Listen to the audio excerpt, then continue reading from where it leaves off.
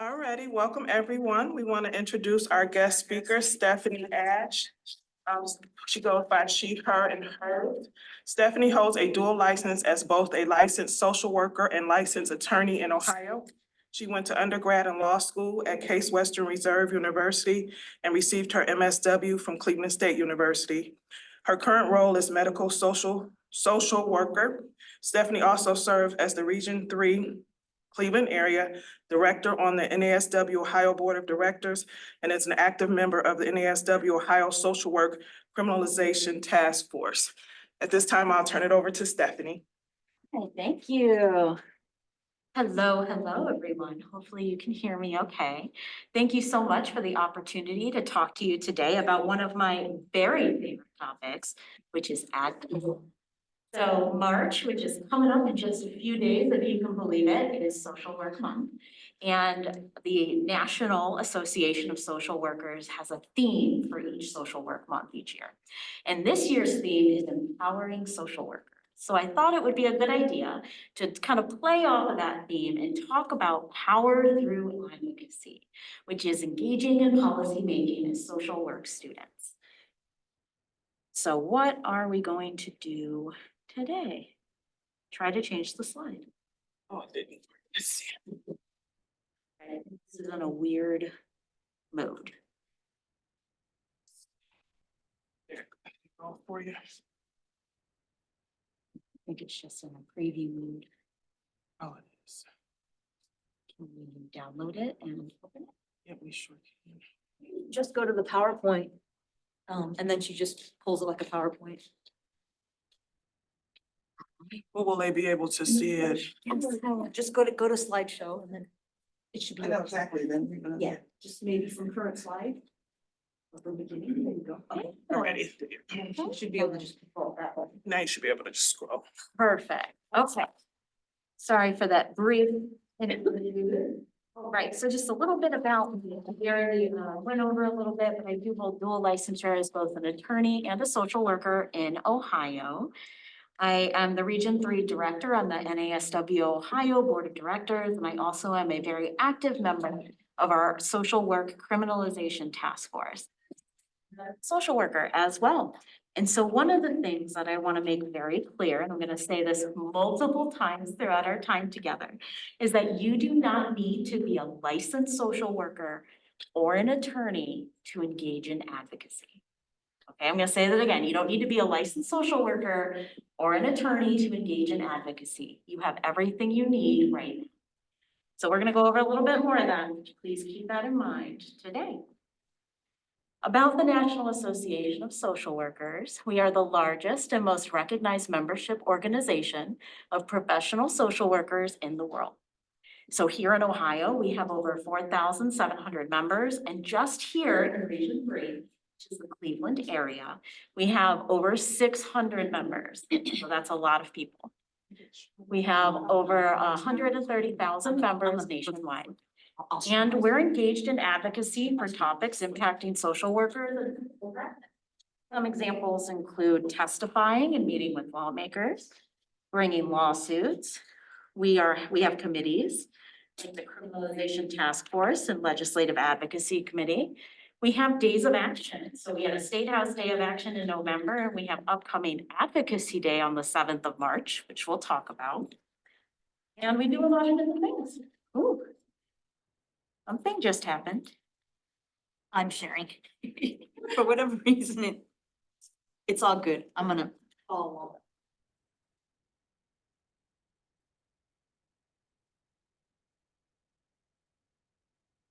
Okay, you want to go to the next slide? Yeah, And the next one. Yes, please. I'm watching you. I can't control it because I'm viewing your screen. Oh.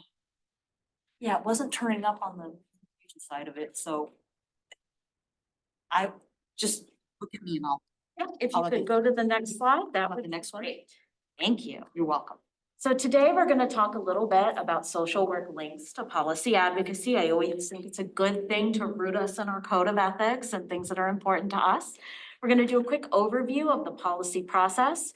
I'm gonna give a very quick Ohio policy update. We could be here for like 4 hours and I still wouldn't get through it all, so it's gonna be very, very quick. I'm gonna talk about ways to get involved, and there will be time for questions at the end if you have any. Next slide.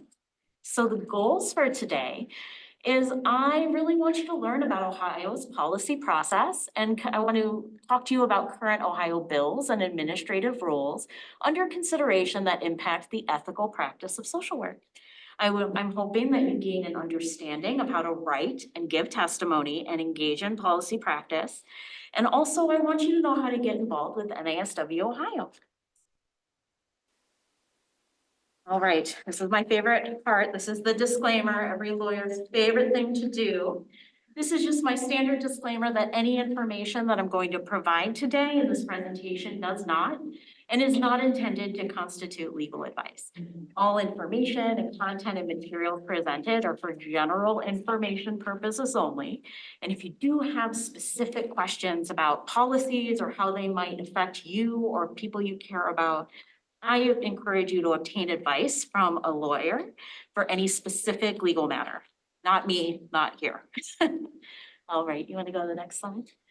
All right, so let's jump in with the social work links to policy advocacy. So we're not going to spend a ton of time on this next slide. Okay, so these should look familiar to you. We have the NASW Code of Ethics and the Council on Social Work Education, EPAS, which should look very familiar for those who are in your field practicum doing your learning right. So advocacy and policy practice is fundamental to ethical social work practice. So we see this because social justice is a value and ethical principle. There are 6 core values to social work in the NASW Code of Ethics, and social justice is one. And standard 6.04A is about social and political action. So definitely take a look at those after the talk today, but engaging in policy practice and advocating for those that we work with is part of what it means. The competencies 2, 3, and 5 also require you to engage in policy practice, to be an ethical and competent social worker as well. Want to go over? All right. I don't want to spend too much time on this, but I think it's worth mentioning. Using power, privilege, and strengths. So there is tension in supporting someone's self-determination and well-being, while also knowing that they might not, marginalized populations might not have the same power and privileges that you do. So it's hard, and it's worth thinking about communities that you might be in solidarity with and who is doing the advocating and what type of advocacy and what that might mean. And so you may have power and privilege in one context and not in another. And I just want to make sure that everybody realizes that there's a place for everyone to contribute. Now, this can change depending on who you are and what you're working on, and the type of advocacy that might be engaged in. So for instance, testifying has very different risks involved with it than maybe being on the front line of a demonstration. So something to think about as you engage in advocacy. And, being an ethical social worker requires, us to advocate for others. But I want to caution you to think about how you wield your power and privilege, and if that might be harmful or helpful to the populations you're advocating for. So, again, you don't need to be a lawyer to engage in advocacy, but you have everything you need right now, so continue to say that. Here we have the policy process. Now, there are 2 different processes I want to talk with you about today.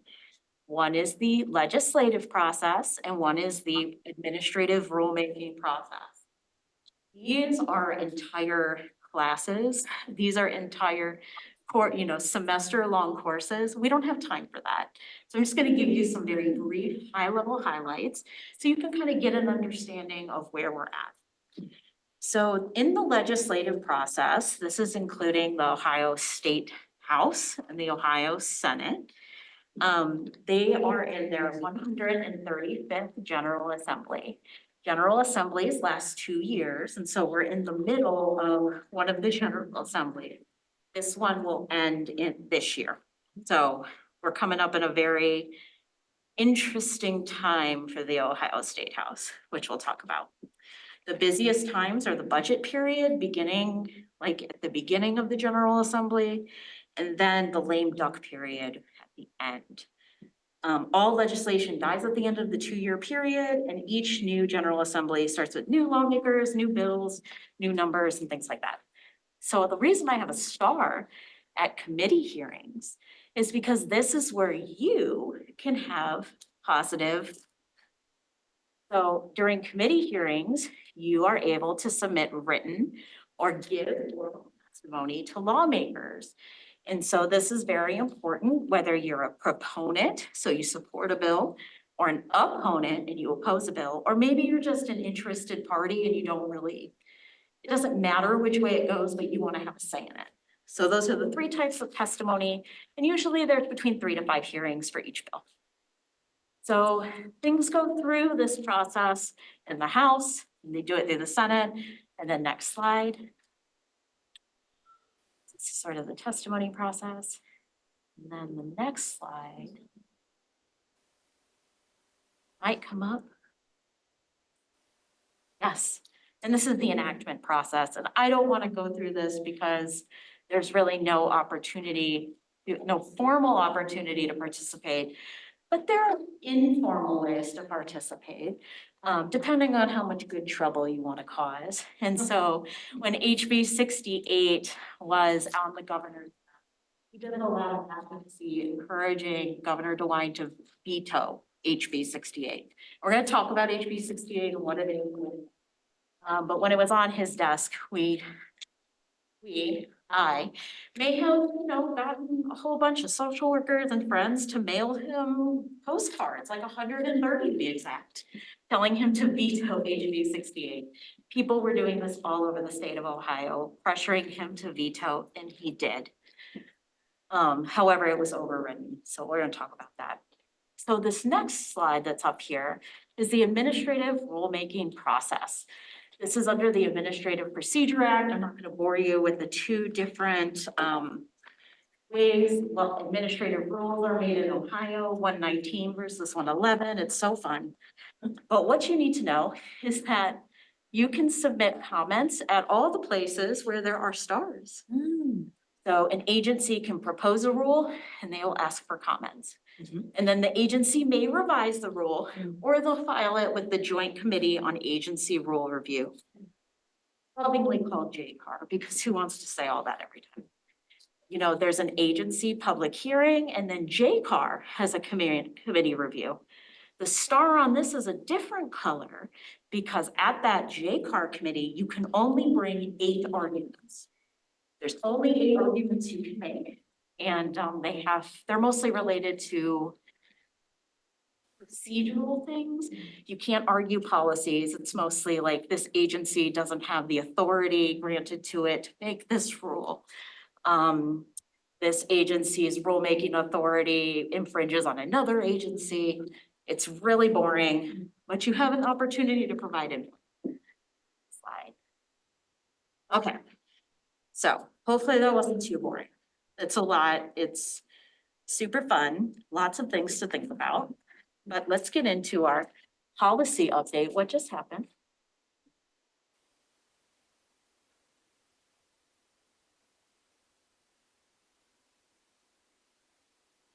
Oh, is it my screen now? Okay, fantastic. You go and I'll follow you. Okay, very good.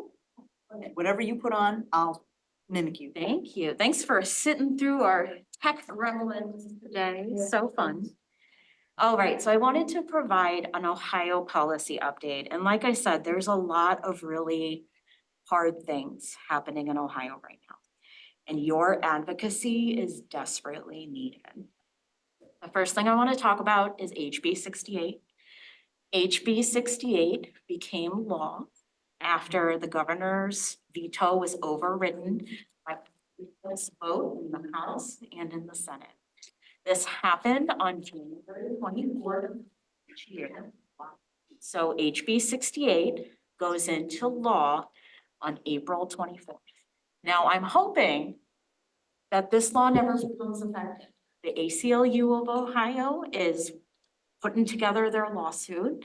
We do expect them to file it in March, so watch for it. However, right now, we cannot afford to wait until HB 68 goes into effect to think about how it's gonna affect social work practice. So for those who might not be familiar, HB 68 bans nearly all gender affirming care, gender affirming medical care, unless intersex are harmed by gender affirming care services or they're receiving prior care. So that means that youth who are in Ohio who want access to puberty blockers or hormone therapy will not be able to access it after April 24th. They can't access it at all unless they fall into, like I said, they are intersex, they've been harmed by gender affirming care somewhere else, or they were receiving care prior, which they can't if they want to get it after April 24th. Now, gender affirming care is simply person-centered care. It's life-saving, it's evidence-based, and it is in line with our code of ethics. And now gender affirming mental health care is still legal in Ohio for minors and adults. However, there are extensive restrictions for trans and gender diverse youth after April 24th. So some of these restrictions include, there's a dual consent process that mental health professionals will need to go through. This means that they will need to get consent to treatment and diagnosis of a gender-related condition, whatever that is. The only gender-related condition in the DSM-5 TR is gender dysphoria. And parents, well, a parent or a guardian or a legal custodian must consent to that diagnosis as well as treatment. This dual consent process does not exist for any other condition or diagnosis. And social workers must screen for other comorbidities that may be influencing the individual's gender-related condition, including depression, anxiety, ADHD, autism, and other mental health conditions. And this is interesting because there's no timeline for screening. And it's really confusing because not every mental health practitioner is specialized in screening for things like autism or ADHD. So it's unclear what may be required under the law. And one thing that is clear is that HB 68 contradicts our ethical code and it requires practice that's unethical. So what does that mean? It means that social workers, if they follow the law, will be breaking our code of ethics, or could be. And if we follow our code of ethics, we could be breaking the law. So social workers, if we act at all trying to treat trans and gender diverse youth, there are very real world implications legally that can affect you. This is why I have my disclaimer up at the front. If you work with this population and you hear that you may be impacted by this law, I recommend talking with an attorney because it's unknown what's going to happen and it's kind of a scary world out there. Okay, so Governor DeWine, and then I think, and this is what people think, maybe it's not true, that in order to sort of convince the House and Senate not to override his veto, Governor DeWine issued an executive order on January 5th of this year. And in that executive order, he banned gender transition surgeries for minors, which are not happening in Ohio, by the way, but okay, banned. And he called on agencies to draft quality standards for the treatment of gender-related conditions and also come up with a reporting structure. And so what happened is these two different agencies here, the Ohio Department of Mental Health and Addiction Services, we lovingly call them OMHAs, and the Ohio Department of Health, ODH, they came up with two different sets of rules. And so you can see these rules up here on the screen.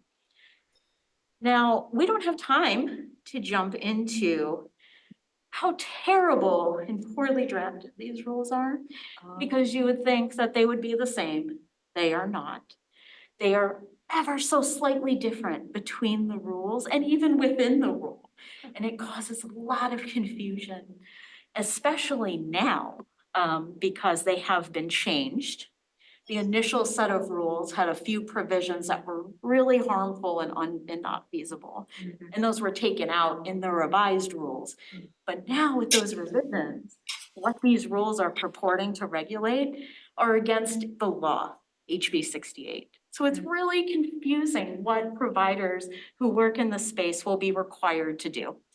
Now, there is an opportunity to get involved with providing comments and testifying. So OMHAS has a public hearing coming up on March 18th at 10 a.m. That's in person down in the State House or near the State House. It's in Columbus.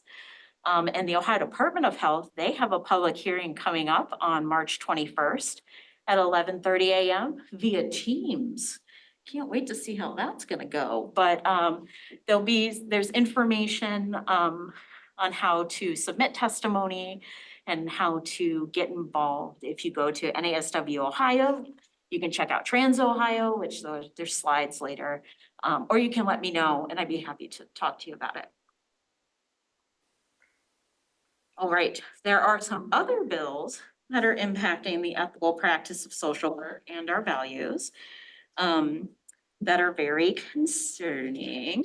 So I want to draw special attention to these first two, HB 8 and HB 183. These two bills we are expecting lawmakers to engage with after the March primaries and pass this year. These are very, very harmful bills. And so HB 8 is labeled the Don't Say Gay or Trans bill. Officially, it's the Parents' Bill of Rights. And if this bill passes, it is very, very close. It just needs to be voted out of the Senate committee and out on the Senate floor, and then it goes to Governor DeWine's desk. So we are very, very close.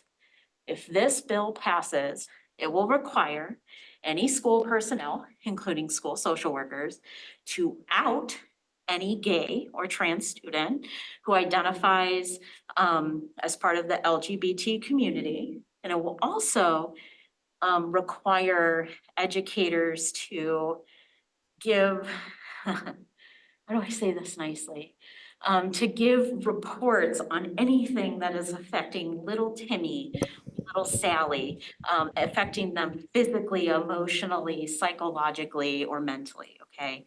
So what does this mean? Well, it means that educators will have to spend a lot of time documenting every single conversation with children so that they can comply with the broad requirements of this law so that their licensure is not impacted. So it's really terrible.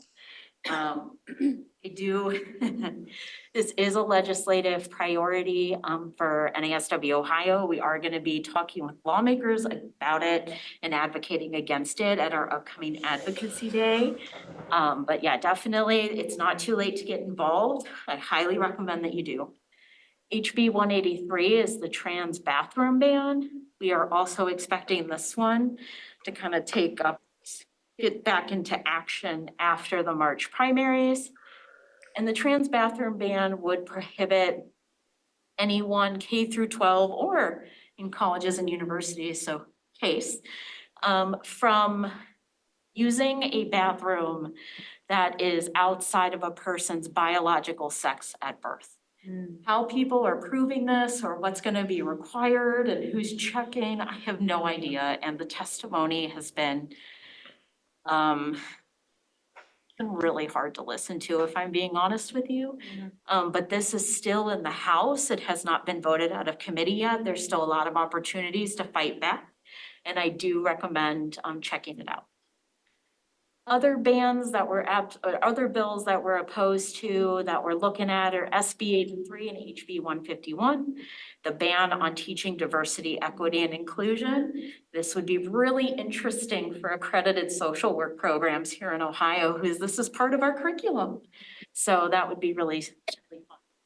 And then HB 249 is a bill about involuntary treatment. I don't believe this bill has gotten enough media or enough spotlight on it. I'm very, very concerned about this bill because this bill changes the requirements to treat someone involuntarily for mental health issues. It takes away a physical harm requirement and it just requires harm. So that could be maybe economic harm or emotional harm of seeing, someone who has a mental health issue and that's maybe not treated. As we all know, we all have a right to accept or deny treatment or pursue treatment or not pursue treatment. And this bill calls into question some of our values about self-determination and well-being. Some bills that we do support that we want to see go through, I tried to find 4, because not everything is bad. There's a lot of really hard things going on right now, but there's also some good things. HB 220, that bans conversion therapy, kind of stuck in committee. SB 90, which is a social work licensure compact, which would allow for portability between states for our license. That's really close to going to the governor's desk. It just has to be voted out of committee and then out of the floor. So we're very close to that one becoming law. SB 101 abolishes the death penalty, maybe if they decide to pursue that. And SB 132 is the Ohio Fairness Act. And this is I believe the 12th time this legislation has been introduced into the General Assembly. So I don't know, the act aims to add sexual orientation and gender identity into Ohio's existing anti-discrimination law. And considering where these laws are right now, I don't think we're gonna get a lot of movement on that, unfortunately. So. Had the Senate Bill 90 a compact between all states or certain states or? Yes, so SB 90, the Social Work Licensure Compact, it's still kind of in the early stages. I believe only one other state has signed on. Okay. It needs 7, and those first 7 states to pass this bill and sign on get to make sort of the procedures and regulations that will govern all the other states who come after them. So we want Ohio to have a seat at that rulemaking table. So hopefully our lawmakers, they decide to do the right thing and pass it. It's an easy win and I think they will. But who knows? Things are wild down at the State House. You never know what's gonna happen. Right, testimony tips. Look, we're right on time. All right, so now I've told you about sort of the legislative and rulemaking process. I told you a little bit about policies that we can pay attention to here in Ohio. Let me give you some testimony tips on how to prepare testimony, whether it's in-person or written testimony, and how to get involved. So testimony tips, who? Anyone can testify, really, anyone can testify. You can testify now. You do not need to be a lawyer to testify. You do not need to be a licensed social worker to testify. It can be helpful to throw your license around a little bit and tell the lawmakers why they should listen to you. But anyone can testify, really. Minors can testify. It's really an important thing. Here's me testifying at one of the scariest hearings I've ever been to. This was in opposition to HB 454. This was in our last General Assembly. This is that ban on gender affirming care for minors. This is HB 68 in 2022 when testified. And this was a really scary situation. And I can tell you more about some of the things that I learned in later slides, but there's some important considerations to think about when you're going to testify. And one of them is that it's public record. So not only do they have cameras in your face, there was a big media camera in my face as well, which was something else. But testimony will appear on the legislative website, and that's forever. Your name will be up there, Your address will be public record, your contact information will be public record. That can be available for anyone to view. And all testimony is streamed, recorded, and placed on the Ohio channel to watch, either live or after. So it can be really, you can understand if you're part of a marginalized population or a population that is impacted by this legislation, how putting your information out there for people who don't agree with you existing can be really dangerous. So be careful. I know Equality Ohio has offered to put their office address for folks who don't feel comfortable maybe putting their personal address.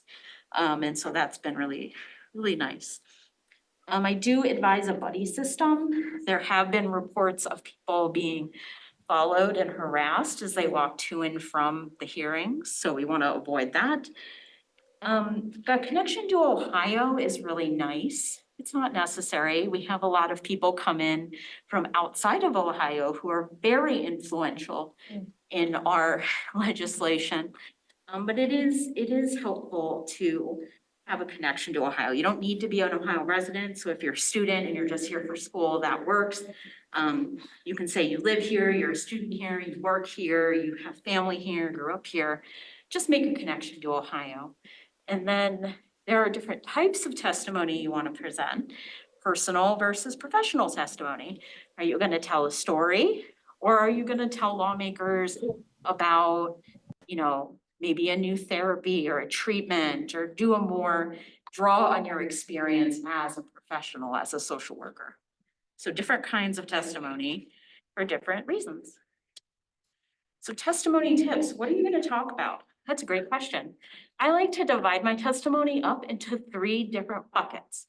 The first one is introduction. The second one is you tell your story, and the third one is your conclusion. The introduction is pretty easy to write because it's the same for every bit of testimony. You're essentially the standard greeting that you will hear before every testimony. It's kind of throat clearing and everybody does it, so it kind of just gets you in the space. The standard greeting is like Chair X, Vice Chair Y, Ranking Member Z, and members of the ABC committee. Thank you for the opportunity to present testimony today. That's it, with XYZ being actual members' names. Then you can say your name, your pronouns, your professional credentials, and why you're testifying. Tell a story. The next part is sharing your story or your client's story. So how will this bill affect you, your community, family, or your work? This could also be how will this rule affect you, your community, your family, your work? And if you want to be a subject matter expert, support it with data. You don't have to present your data, but I'll tell you, lawmakers are suckers for charts. Like those big charts you blow up. If you have a chart, you can say things about that chart aren't even indicated by that chart, and they listen to you. I don't advocate that you do that, but they love a good visual. So you're gonna tell your story. And then at the end, you're gonna summarize your argument and state a clear ask of what you want the legislators to do. And that can just look like, I ask that you stop HB 8 from becoming law. Done. You can also offer other ways they can act to help. Sometimes this is persuasive, sometimes it's not. You can ask them to distribute more funding for mental health care. You can spend time on legislation to end discrimination against trans and gender diverse people, whatever the case may be. Now, one important thing to note is that your oral testimony will not have to match your written testimony. Exactly. Like you can respond to what's been happening during the hearing and kind of veer off from what you submitted, but it's always a good idea to, try to get back to that. Where and when? Legislative committee hearings only take place at the State House in Columbus from Monday to Friday. So democracy is only available during the workday when people are working, of course. So it can be challenging to get down there to testify. And agency hearings may be in person or online. That OMHA's hearing is in person, but ODH has their hearing via Teams, I guess. I've never seen that, so that's really interesting. testimony tips, there are witness sheets that you have to fill out when you're testifying in person, either at the legislature or the agency. This kind of outlines what to do when you're presenting legislative testimony. You can do written only testimony or written and in-person testimony. The biggest thing that I want to emphasize is if you want to testify in person, you should submit your document as soon as possible if you actually want to testify. It has to be submitted at least 24 hours before the hearing, but earlier is better. And you should arrive early to the State House to get a seat in the hearing room because people start showing up exactly when the State House doors open. So your hearing might not be until 10, but if you're not there at 8, you're not going to get a seat. Testimony tips, how? It's a great question. This is one of my favorite pictures that I've ever taken during a hearing. And this is me sitting in a hearing for HB 68, an opposition hearing. And this is the sponsor of HB 68 in the back of the hall there. This is Representative Gary Click. And he is very unhappy. People are there to testify in opposition to his bill. And so he's a literal frown face emoji. And I show this to you because when you go to these hearings, depending on what the issue is, you might meet some very, you might meet people who have very strong beliefs and very hateful views. And so you have to be kind to yourself. So I want you to speak your truth, but I also want you to be kind to yourself, okay? Telling hard stories is hard. But they tend to be the most impactful and they tend to be what lawmakers remember, what the public remembers. However, this is all public. So if you've never told this story before and you don't want it out there, news reporters can come up to you after you present testimony and ask you questions. If that just makes you feel like you're gonna melt down into a puddle, this is not the way to share your story. And that's okay. There are other ways you can if you want to, but maybe testifying in person is not the best venue. I want you to practice your testimony out loud a few times. Sometimes when you have really hard testimony, it can really get emotional. And emotion is not a bad thing, but find that it's difficult to get through testimony because you only have 5 minutes, right? So you don't have time to get too worked up because the clock is ticking and they tend to stick to that 5 minutes. So if it's too difficult to say your testimony out loud after you've tried reading it a few times, give yourself an out, right? Like give yourself, it might not be a bad idea to do that anyway, just because in the heat of the moment, you might not be feeling great. You know, the outs can be like X happened, then I did Y. We don't need to go into the emotion of it. We don't need to go into the nitty-gritty details. Just this happened and then I did this.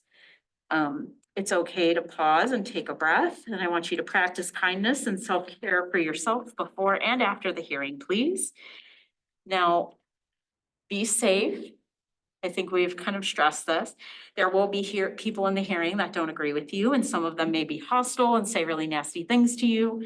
Do not engage. That one picture of me testifying, the room, I did not get there 2 hours before the hearing, so there was only like 1 seat left. Most of the people who were in that room supported this ban for gender affirming care. And so most of the people there to testify in opposition to the ban were not able to be in the room. And so it was very eye-opening and a little bit scary. And this is me as a white cishet person sitting in this room. I'm not even the target of their hatred and I was terrified. Like it was really scary. So be safe, use a buddy system, remove identifying information from your car, go to restrooms with a friend. There were reports that there were people like checking restrooms to see like who was in the restrooms after hearings. Share your location with a trusted person and just practice situational awareness so that you are, knowing what's happening. Answering questions is a tricky one. The committee will usually ask questions. And sometimes people are really kind and ask very easy softball questions. And sometimes questions are combative and asked in bad faith. and you don't know what kind of question you're gonna get. And so the proper way to answer questions is through chair to Senator Y or to Representative X. They are more lenient with the public with this requirement. You're not supposed to like argue directly with the person who's asking you questions. You always go through the chair to the representative. And if you don't know the answer, say that and offer to follow up with more information. Don't try to fake it because they will grill you. And it will be recorded and very embarrassing. I think the most successful approaches that I've seen when you are asked uncomfortable questions is that you thank the legislator for their question, you then respectfully disagree, and then you offer a personal example or explanation to support your position. That's the most effective way that I've seen to handle questions that are asked in bad faith or might be a little combative. But you never know what you're gonna get. So this hearing, that I took this picture, yeah, if you wanna go on the Ohio channel and check it out, it's June 14th, 2023. Some interesting things were going on. All right, so we've done some testimony tips, we've done policy updates, we've done the process. How did you get involved as a student? Let's talk about it. There are different levels of impact. This should look very familiar to those with your micro, meso, and macro, but I wanted to throw an important one in there because it's the hardest one for me to engage in, and that's self-advocacy. Oh gosh. Sometimes self-advocacy is some of the most difficult types of advocacy to engage in, but it's the most important. So think about which level of impact you want to have. Do you want to impact the individual? Do you want to go all the way up to the federal government, maybe international social work? Who knows? These levels can be defined however you might want to define them depending on your perspective. So become an NASW member. Yes, please. So this is me, and this is Harley Rubin, your MSW student representative with the NASW Ohio team. We have Danielle, Liam, and Hannah, and we went to Equality Ohio's Advocates and Allies event and had a great time. But become an NASW member. We do a lot of great things, and it is free. Yes, it is free for all of you to join NASW Ohio. And so I want you to check your emails, watch your newsletters for opportunities to register to become a member. You can contact Mandel Student Services at case.edu for more information. But there is going to be a membership drive in March, which is Social Work Month, so watch for that.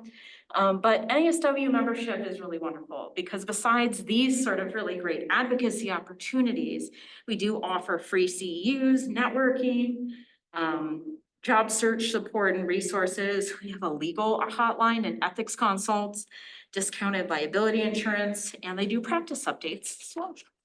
Lots of great stuff. I highly recommend it. I joined NASW as a student, and it has been one of the best decisions I ever made. So this is, woo, I didn't mean to do that. This is happening on Thursday. What does HB 68 mean for your practice? This is the ban on gender affirming medical care for youth. And it, like I said, it has some pretty restrictive requirements for mental health practitioners as well. NASW Ohio is putting on a free webinar. It's 2 hours. It's on Thursday. It's from 2 to 4, and they are going to go over the law, what's required, how you might be able to lessen your risk under the law. It's not legal advice, but it'll help you think through some challenges, which are really important. So definitely check that out. It's a good time. Advocacy Day is coming up. It's next Thursday, if you can believe it, March 7th. It's a great time. Here I am with the group from the Cleveland region and Senator Kent Smith, who is just really a wonderful person. He's so wonderful and lovely and just great to talk with. He's definitely supportive of the same things that social workers are supportive of, and he's great. So I highly recommend him. And this day, which is great, it's coming up. The Cuyahoga County Conference on Social Welfare is coming up as well. That's on Friday, March 15th. It's here at the Tinkham Veal Center. And I'm gonna be presenting a session with Harley. I'm really excited about it. We're gonna be talking about gender affirming care practices and doing a deeper dive into the policy. So if you're interested in sort of a deeper analysis of those policies we talked about, I hope that you'll come. It'll be great. I think we're in the first session after the keynotes. It's early in the morning. It's gonna be a good time. Another thing you can do to get involved is mobilize. So organize people to write postcards. This is me with some social workers, and we are encouraging other social workers to vote yes on issue 1 in November. That was the reproductive health care amendment, and we were successful in passing that in Ohio. So now we have reproductive freedom enshrined in our Ohio Constitution. And we mobilized. We just got together and wrote lots of postcards to other social workers. So you can do this to, call, write, and email your friends, lawmakers, colleagues, you can do this. It's a good time. Another thing you can do is build community. So this is a picture taken at our last social work Wednesday. Yeah, there's Erin and Harley. So good. Building community is so important, not only for building community and solidarity with each other, but creating a supportive community when we're doing hard things. And so here in Region 3, we have Social Work Wednesdays, which is the last Wednesday of every month from 5 to 7 p.m. The next one's tomorrow. It's very exciting. Tomorrow, the 28th at Rising Star Coffee at Van Aken Market Hall from 5 to 7. The first 10 social workers or students get a $5 gift card to Rising Star Coffee to get some teas, to get a little snack, whatever you might want. It's a lot of fun. I hope to see you. Another way you can get involved is meet with your legislator.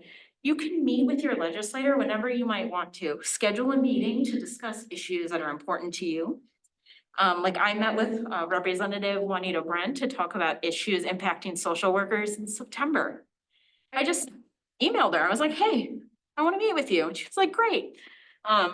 My representatives are really wonderful. I know not all of you might not have as supportive of representatives. So I would encourage you to maybe meet with people who might not be as supportive. Maybe meet with a friend, meet as a group. That might be a safer option. But your lawmakers really do want to hear from you, and they're really wonderful. Some other resources I wanted to draw to your attention is the Ohio Legislature website. You can find out who represents you, track bills, sign up for committee meeting alerts. You can check out the legislative calendar and get a directory of legislators so you can email, call, and text them when they're doing things that you don't agree with. It's fun. The next thing is the Ohio channel. You can watch any legislative hearing, either live or recorded, and it's all free. So agency hearings are not posted on here. This is only for legislative testimony. All right, if you have any questions and want more information about how to testify, I wrote this article in the Ohio Chapter Magazine. It's called Tools to Testify, a Quick Guide to Legislative Testimony in Ohio. And it kind of just goes through a lot of what we talked about how to prepare testimony and how to present it. And then you can also attend a hearing and show your support and allyship. Maybe you're not ready to present testimony. Maybe this is all really overwhelming and you're just not ready. However, you can just go and just attend a hearing and just show up. You don't have to do anything. Just show your allyship and support and be a friendly face. All right, so some important reminders as we wind down. And you do not need to be a lawyer to engage in advocacy. You don't need to be a licensed social worker either. You can start right now. The only thing you need is a passion and the willingness to share that passion with someone. You can become an NASW member to access advocacy opportunities such as the ones that I've outlined.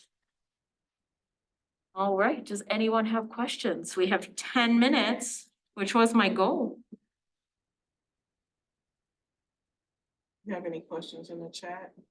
I don't see any questions in the chat. All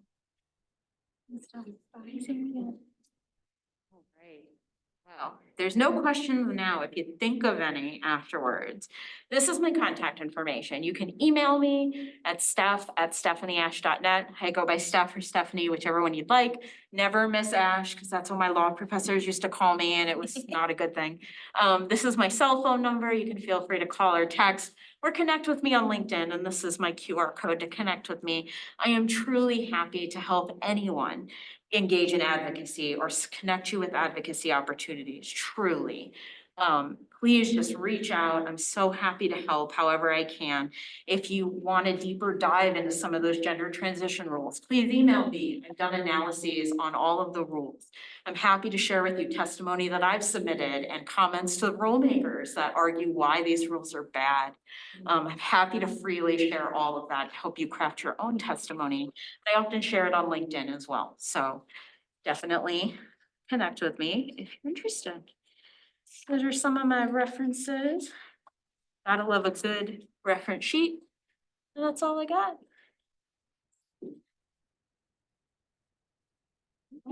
Thank you, Stephanie, for your presentation today. And as Stephanie mentioned, the NASW membership will open up early March. So you'll get an email from Mandel Student Services once registration opens. So keep an eye out for your email. All righty. Stop the recording. All right, thanks, everyone. Sure.